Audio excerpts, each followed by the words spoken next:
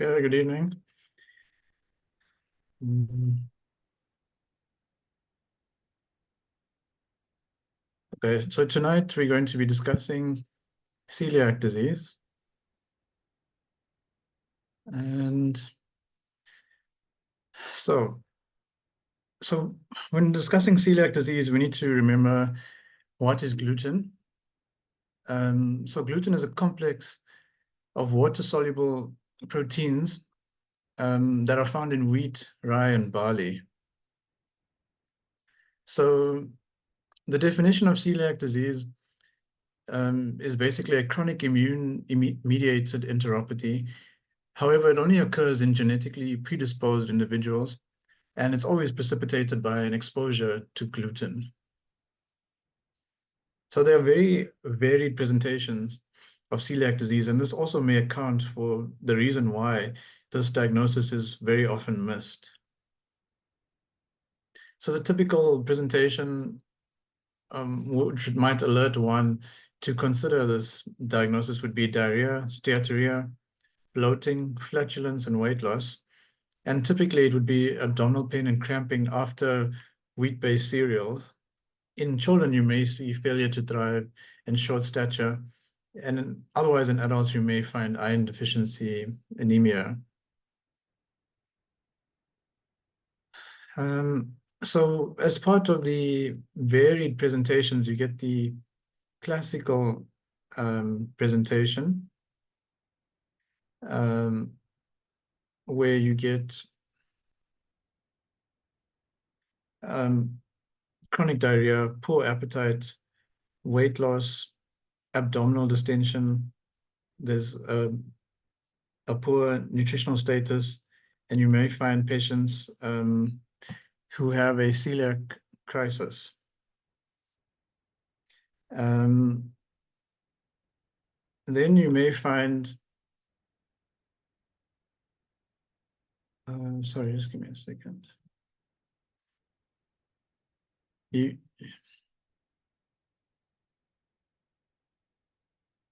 can you still see the slides? So you get the non-classical form, which involves recurrent abdominal pain, bloating, diarrhea, constipation, iron deficiency, hypertransaminitis or transaminisemia, short stature, dermatitis herpetiformis, together with nutritional deficiencies and arthralgia or arthritis alopecia and recurrent stomatitis, and defects in dental enamel due to the micronutrient deficiencies such as vitamin D and calcium. And then you get the subclinical celiac disease, where patients have typically no clinical manifestations. And this is most commonly identified by screening programs. Although these patients may be asymptomatic, there still is intestinal damage that occurs. So in 70% of patients, celiac disease is actually undiagnosed, and they do not receive treatment. So you get the various types of celiac disease. There's a classical disease, which we just discussed. There's a non-classical disease where they have a bit less of the severity of the diarrhea or malabsorption, but they have anemia, fatigue, abdominal bloating, osteoporosis, and infertility. Then we get the asymptomatic silent celiac disease, where the antibodies are positive, the patient is relatively asymptomatic, and then, however, on histology, you will see villus atrophy. Then you also get patients with potential celiac disease. That's where their serology is positive, but they haven't yet developed symptoms. And the morphology on the histology is also normal. Then you get the non-responsive celiac disease, where you have ongoing or recurrent symptoms despite having been gluten restricted for 6 to 12 months. And then you get non-celiac gluten sensitivity, where there are symptoms or signs that develop after gluten ingestion in a patient where celiac disease was previously excluded. So there are two major genetic haplotypes. It's the HLA DQ2 and DQ8 haplotypes. So these haplotypes are related to the activation of T lymphocytes from these gluten-derived gliadin peptides. So the epidemiology in Western literature, we find that in Europe, it affects 1 to 2.4% prevalence of adults, and in USA it's 0.7%. In Africa, I found local literature from Steve Biko showing that there's a 1.9% prevalence in children, and it increases in children with diabetes to 10.2%. So if you look at the properties of wheat to understand this disease process, there's 4 main proteins in wheat. You have the prolamins, which are typically your gliadins, the glutenines, the globulins, and albumins. So the gluten component comprises of both the prolamins and the glutenins. So something interesting is that oats contain the same prolamine amino acid sequences as wheat. However, the concentrations are much less lower. So you may find patients saying that they can eat oats but not wheat-related cereal. So it's because of the concentration being so much lower in oats. So if you look at the basic mechanisms of how this occurs, how this disease process occurs, so the patient ingests wheat as this complex mixture of proteins, and then these proteins are then broken down in the digestive system, and then these various gluten peptides are presented to the HLA antigens, and then this then activates these T cells, and then down the line you get formation of these anti-TG antibodies. Okay. And then once this activation occurs, you then get cytokines being activated, IL-15 in particular, and then you get the migration of intraepithelial lymphocytes due to this cytokine activation. So we'll see later on, one of the diagnostic criteria is the presence of intraepithelial lymphocytes. So something interesting regarding gluten in babies. So there was a study in Sweden and Denmark where babies were given gluten as per, dietary norms between the two countries. And it was found that where children were given gluten-containing foods earlier than 4 to 6 months, they had a greater risk of developing celiac disease. So that would be like gluten found in like baby mixtures and so forth. Something else is that recurrent rotavirus infection also increases your risk of celiac disease as a baby or child. And then also H. pylori colonization is inversely associated with celiac disease. So another important factor is it's the extra intestinal signs of celiac disease. So this includes the skin. You might find ecchymosis, edema, dermatitis herpetiformis. Then you might get follicular hyperkeratosis. You might get endocrine issues like short stature, amenorrhea, hyperparathyroidism. You can get hematological abnormalities. You can get hepatic abnormalities, together with muscular, neurologic, and skeletal abnormalities. So because of the generalized malabsorption that occurs, you can see that it affects pretty much all other systems. So something else that can occur is a celiac crisis, very often life-threatening, and this is due to the diarrhea that potentially may acutely worsen, and that will lead to severe dehydration and metabolic disturbances together with renal impairment. This is one of the settings where corticosteroids may be considered for the treatment of celiac disease. So to make the diagnosis, one typically looks at the symptoms, the history that the patient tells you they may find that they are gluten sensitive, which will then direct you towards ordering the appropriate serology and then eventually the histology. So if you look at the serology, ideally you'd want to take it from an untreated patient before they start the gluten-free diet. So the important antibodies or test one would order is the IgA level, the anti-TTG, the endomysial antibodies, the deaminated gliadin peptide, and so previously we did use anti-gliadin antibodies, but that's not specific, so we no longer use that one, right? So here's just a diagram looking at the serology. So the important ones are your IgA level together with your IgA-based anti-TTG antibody, and then your IgA-based anti-endomysial antibodies. All right. And thereafter, oh yes, the important points here is that you must measure the total IgA because those routine antibodies, the TTG and the deaminated AGA, are IgA-based antibodies. So if you are IgA deficient, these IgA-based antibodies will be falsely negative. So then in that event, you would then use the IgG-based TTG and AGA. Okay, so when you get to the actual pathology, the main characteristic is flattening of the intestinal mucosa. It's characterized by the absence of villi, the elongation of crypts that open onto a flat surface. You may get thin mucosa. Histologically, you'll see cytoplasmic basophilia, infiltrates of plasma cells and lymphocytes.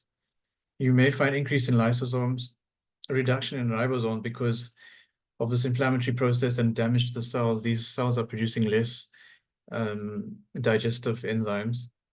And then you'll see those intraepithelial lymphocytes. So there's this classification called the Q-Marsh. It's not Marsh, it's Marsh classification. And this is what we use to grade the severity of the celiac disease on histology. So it starts from 0 to 3C.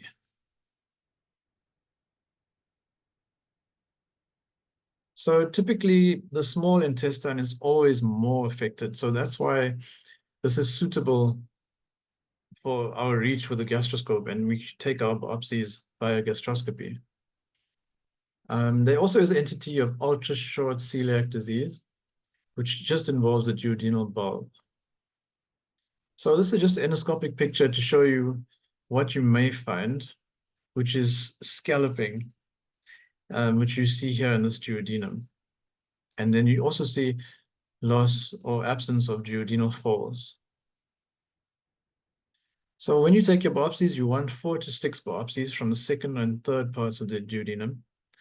One must also remember there are differentials for scalloping, which is eosinophilic enteritis, giardia, amyloid, tropical sprue, and HIV enteropathy.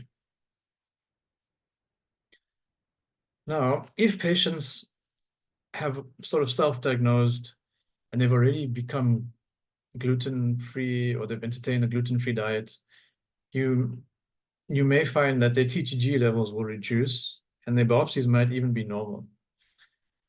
So in these patients, you may consider a gluten challenge where the diagnosis is not confirmed. However, in patients who develop severe symptoms after gluten ingestion, you may want to avoid this because you have the risk of developing a celiac crisis. So typically, you would ask the patient to increase their gluten ingestion slowly, starting with half a slice, maybe 1 slice of bread, eventually until they reach 1 to 2 slices of bread per day for at least 2 weeks. And then you would do your endoscopy and serology testing. So if one were to look at the differential for celiac disease, you would consider malabsorption syndromes, which include pancreatic disease, cholestatic liver disease, small intestinal bacterial overgrowth, terminal ileal disease, also lactose intolerance, and there's infectious causes such as Mycobacterium avium, Giardia, other parasites, Whipple's disease, irritable bowel disease, or irritable bowel syndrome, and then microscopic colitis as well. There are also other autoimmune diseases that are particularly associated with celiac. In particular, it's type 1 diabetes. You can get Addison's disease, the dermatitis herpetiformis, and thyroid disease. This is a picture of the dermatitis herpetiformis that you may see in these patients. So the treatment of celiac disease, typically the cornerstone is the gluten-free diet.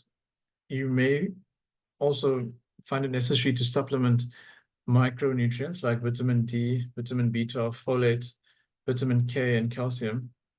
And then glucocorticoids are rarely used, but may be reserved for patients with a celiac crisis and refractory celiac disease. So these patients need monitoring. They typically have low bone mineral density.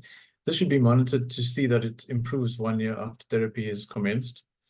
And then you can also repeat the duodenal biopsies to confirm mucosal healing at least 2 years after therapy.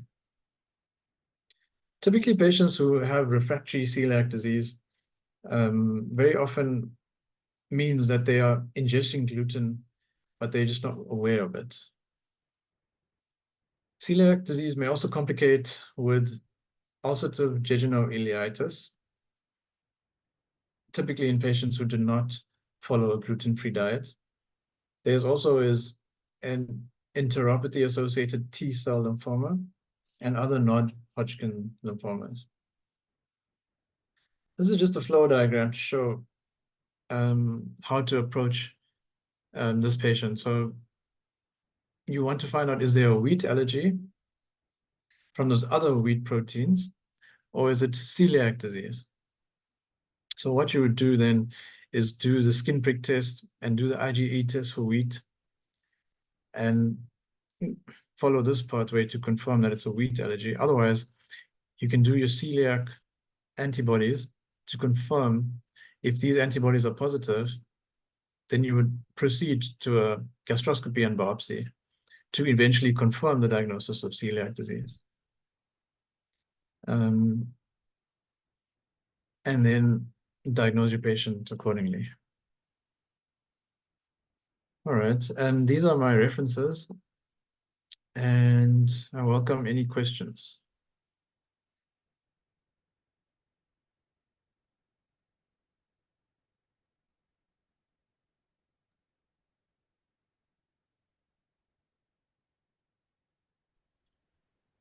Hi, Rahm. It's EG. Can you hear me? Yes, I can hear you.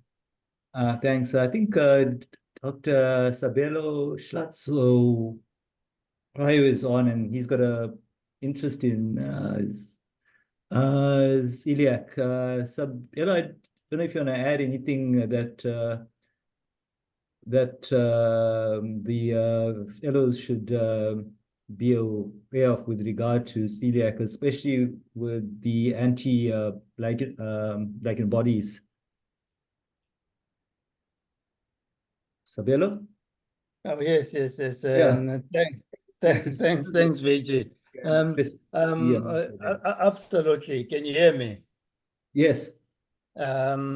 Yes. Look, this is a very thanks, Ram, for the great overview of celiac disease, and really he's covered the basis quite well. Just to highlight that the TTG is just so central to the pathophysiology of disease that it is really the TTG test has become a central antibody to check in the blood. Almost in most patients, this one will be positive. Often, in fact, when it's positive, the others are negative. You do, though, have situations where the TTG is actually negative, but the anti-gliadin is positive. As Ram has already alluded to, it's not as specific, the anti-gliadin antibody, although the deamidated one is supposed to be much more specific. But I found cases where it's positive, but you do the duodenal biopsies and it's either negative or just intraepithelial lymphocytosis, which could be due to medication or even Helicobacter pylori affecting the duodenum. So the TTG really is the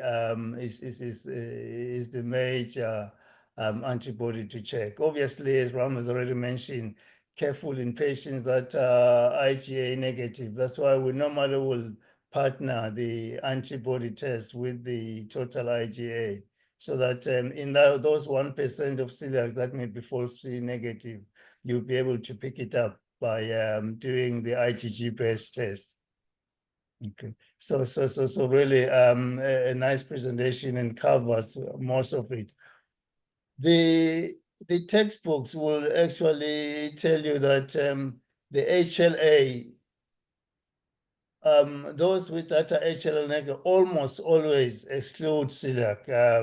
But just to highlight that we had a patient here that was HLA DQ2, DQ8 negative. But fortunately, the diagnosis was straightforward because the patient had the classical presentation and also had the TTG and the histology. So the diagnosis really was the classical presentation, although he's one of the few that are non-HLA.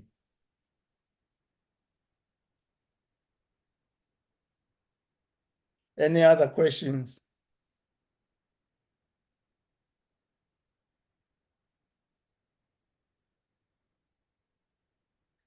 Maybe a few questions to Rahm. Do you have any questions? I mean, any celiac patients in your hospital currently? So I think we're actually underdiagnosing them. We have like perhaps 3 that I can think of offhand. So I think either patients are self-diagnosing and now, you know, it's easy to get gluten-free food items available in most stores. So I think that might be going on, and that prevents patients from presenting. However, we have definitely less than 5 patients at our clinic that I've seen over the years. Okay, fantastic. Sabelo and Rahm, I think someone asked something on the chat. The question is, can you explain the difference between anti-gliadin antibodies and the deaminated? So I know the difference is that the deaminated gliadin peptide is more sensitive. I think it's just a biochemical basis that the 2 tests are differentiated, and the one being more sensitive than the other. I'm not sure if you got any other information, Dr. Hlatshwayo, about it. No, absolutely. It's just an improved version of the old anti-gliadin. In fact, the old anti-gliadin antibody, many people don't trust it, but the improved one, the deamidated one. And basically what they've done is they make this in their design of the antibody is a bit more sensitive than the old generation anti-gliadin test.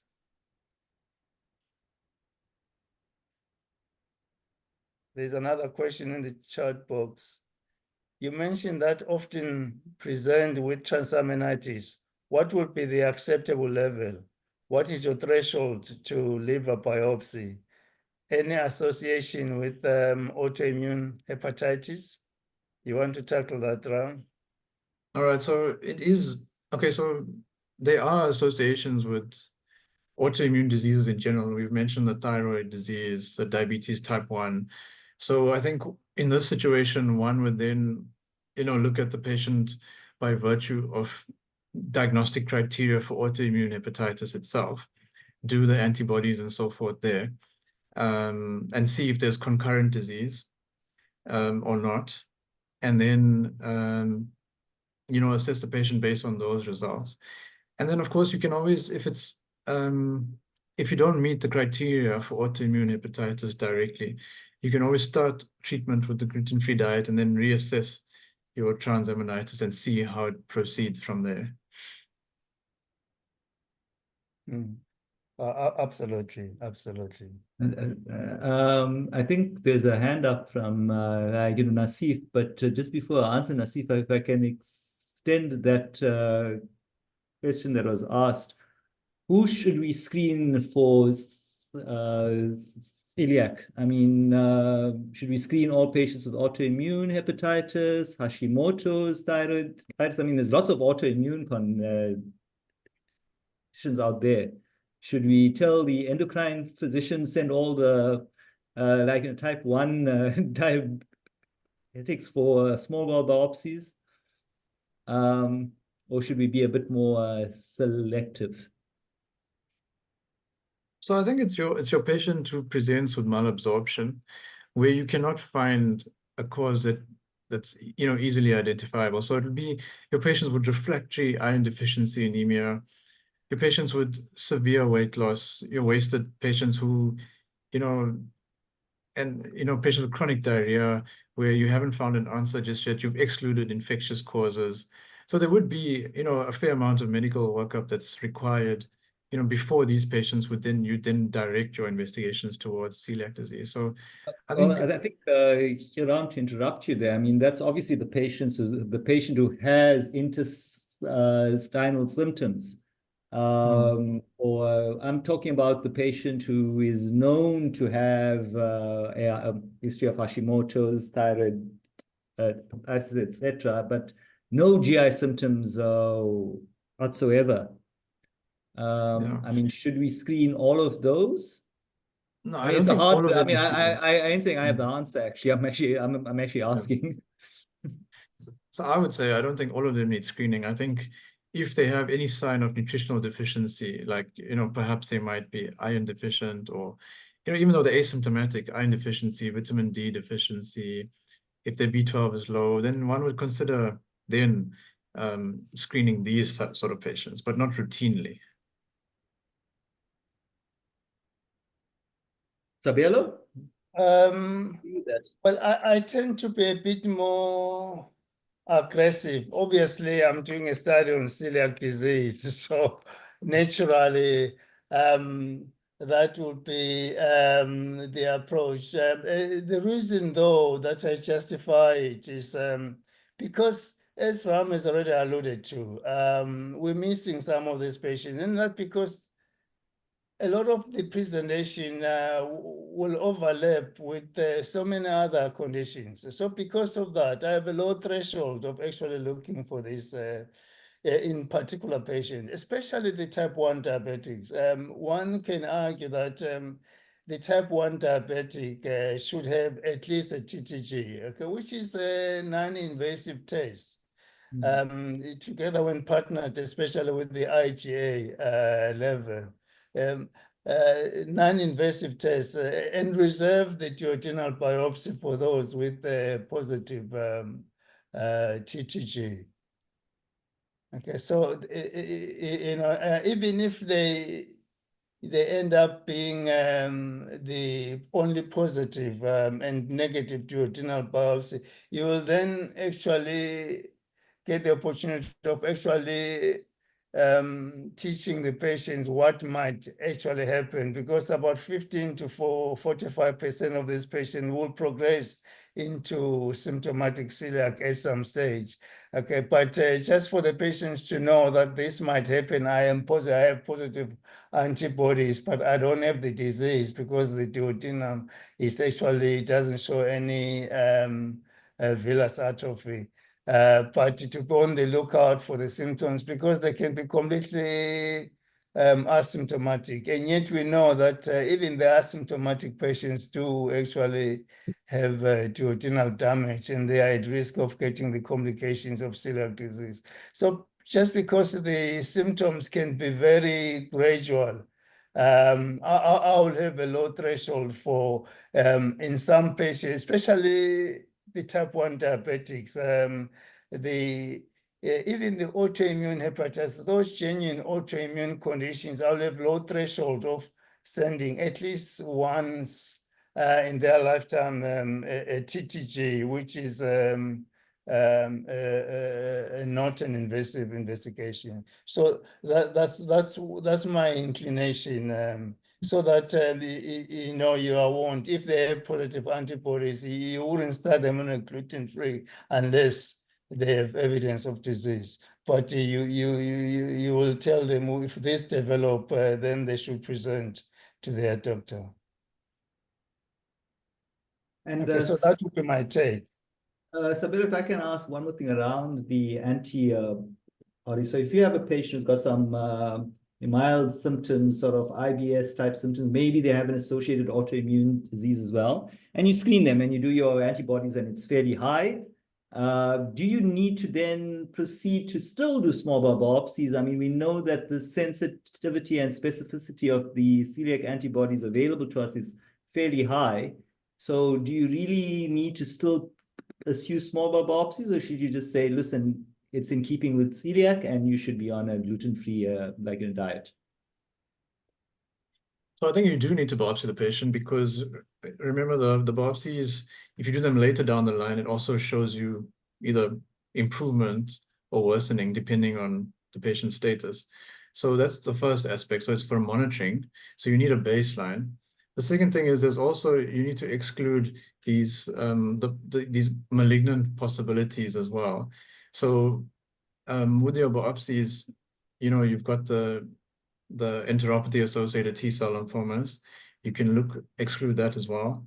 And then also there's also pathogens like Giardia that are intracellular that you can also exclude with biopsies.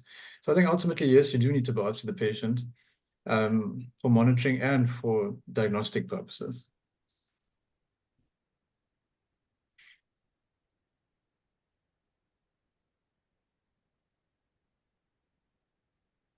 Yeah. Yeah. Okay, I would say yes, but that's simply because we see so few. I mean, obviously we may be underdiagnosing them. But I think in some areas in the world where they've got a fairly highish prevalence, they may just rely on the biopsies. But I think Dr. van der Scheef has his hand up for a long time now. I don't know if you want to go ahead and ask something, Nasif. Yeah, thanks, Dr. Naidu, and thanks for the lovely presentation. I just have a question regarding if it is available, the titers of the antibodies, but particularly titers in TTG. I'm not sure if it is available. Just I think in the Lancet review that that was highlighted in the references, we did that in our journal club, and they mentioned that titers may be a useful test to look for ongoing exposure to gluten, but also as patients improve, their titers should come down. I have no experience in titers. We don't use it at Groote Schuur. I just want to find out, does anybody have experience in using titers, and if it is of any benefit? Thank you.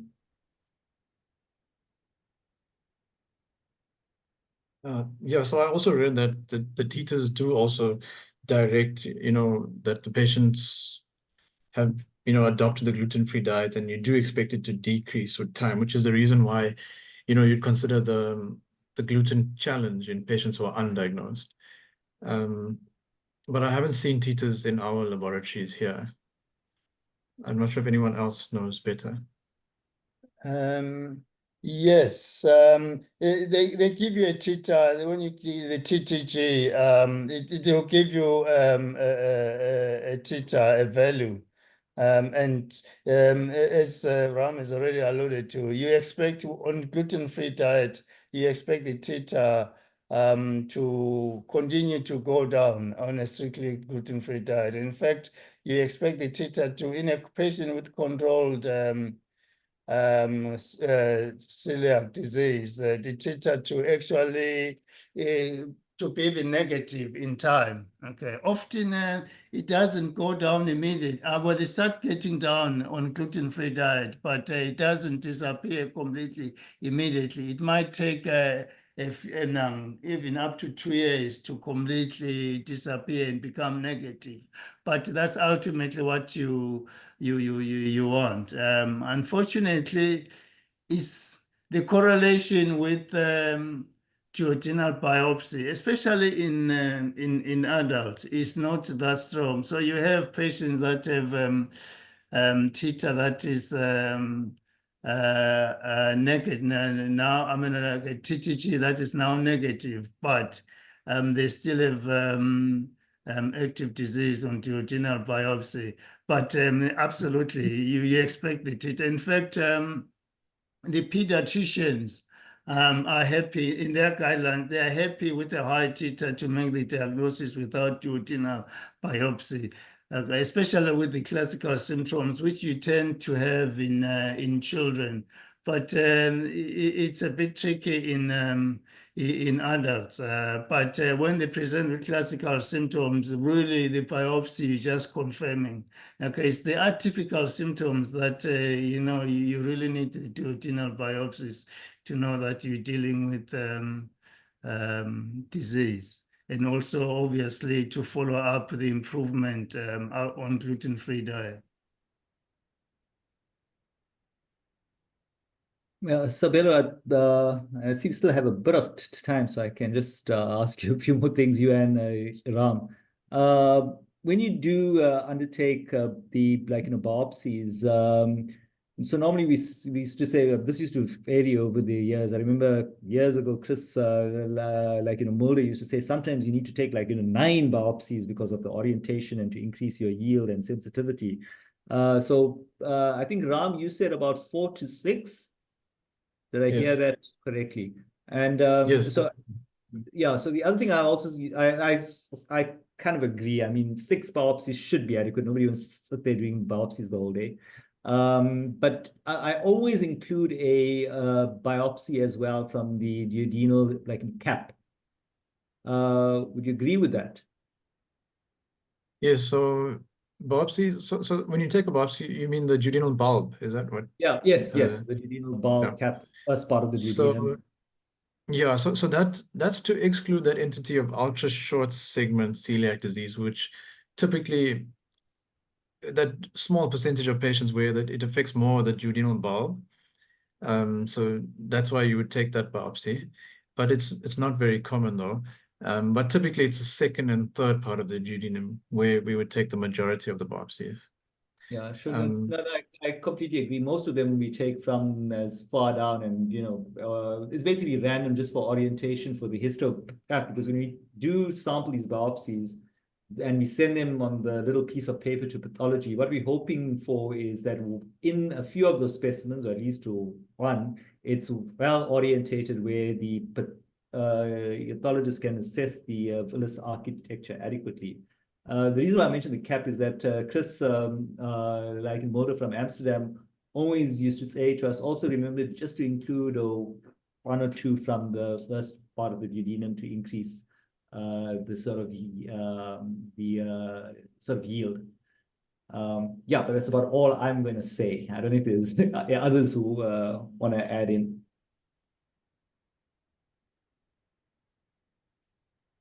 And then nothing from me. Basically, you guys have already said everything. There's just one question on the chart. Ram, any role for larazotide, acetate, and latiglutinase for the treatment of refractory celiac disease? All right, so larazotide, if I'm not mistaken, it's phase 3 trial still going on for that one. So it's not SAPRA registered, but what it is a anti-zonulin antagonist. So it's a zonulin antagonist. So it prevents the zonulin protein from the wheat activating those lymphocytes and then causing the chain that follows thereafter, the inflammatory cascade. So that's where that one works. It's not available in our country just yet. It's still under phase 3 trials. And then latiglutinase is enzyme that you ingest that breaks down gluten in the stomach. I'm also not sure if that's available in our country. I don't think so. It's a great question because that's why there's still quite a lot of research in this area because the gluten-free diet, on paper, I mean, it works. Okay, it's very effective, but the practicalities of the diet are really far-reaching. For the patient that has been diagnosed with gluten and with celiac disease, it's really a life-changing diagnosis.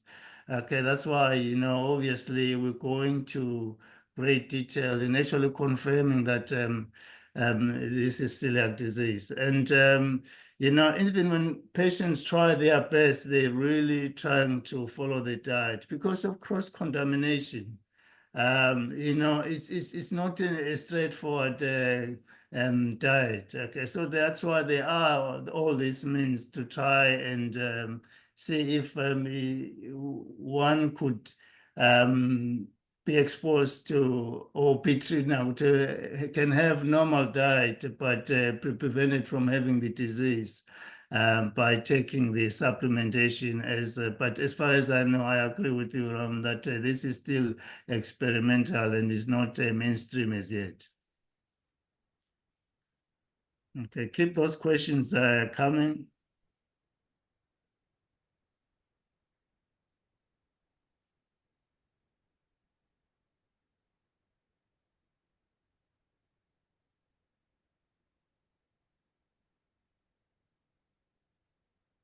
Maybe I can also ask a question. How involved are dietitians in the management of your celiacs, Ram?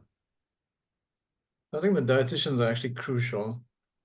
Once a diagnosis is made, essentially the patient can then be managed by the dietitian, because I think that's the main aspect of this disease, because it's all about patient knowledge and empowerment to know which foods have gluten overtly and then which foods may contain hidden gluten. So patients may then, be ingesting hidden forms of gluten that are often mixed within, foods, especially these processed and store-bought foods. There may be gluten that's patient may not be aware of, and then they be getting symptoms, which brings us to one of the other questions where someone said, how do you label a patient refractory celiac? So typically these patients who are refractory celiac often have unknown ingestion of gluten from these sources, which they need to then learn from the dietitian and find out how to identify it.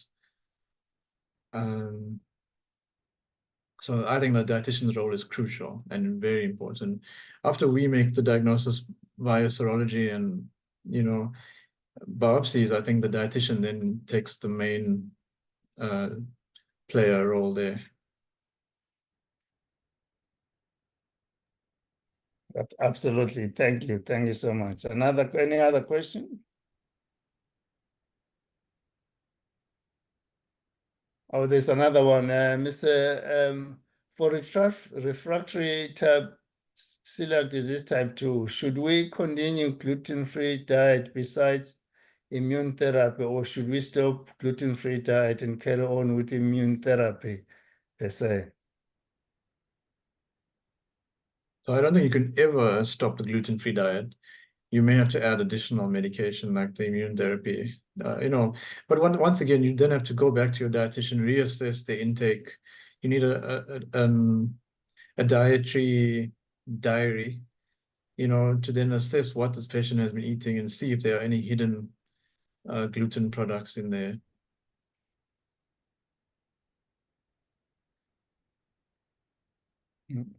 Absolutely, absolutely.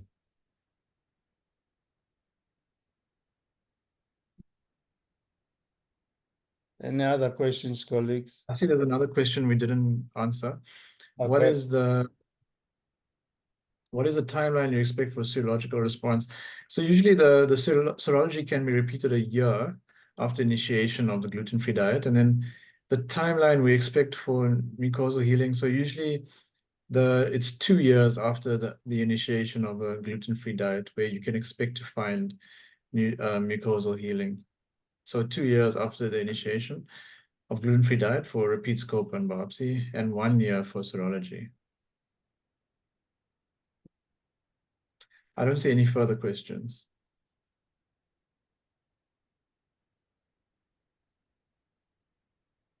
Okay.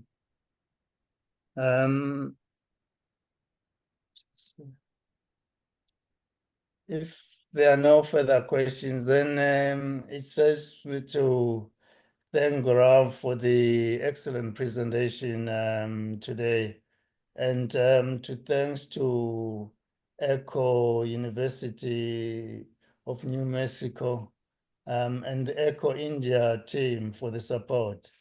The recordings will be available on the GF website, and thanks to Gastro Foundation as well. And the next presentation will be next month, in 2 weeks' time, on the 2nd of September at 6 o'clock. And the topic is lower GIT module. Thank you very much for your participation, everybody.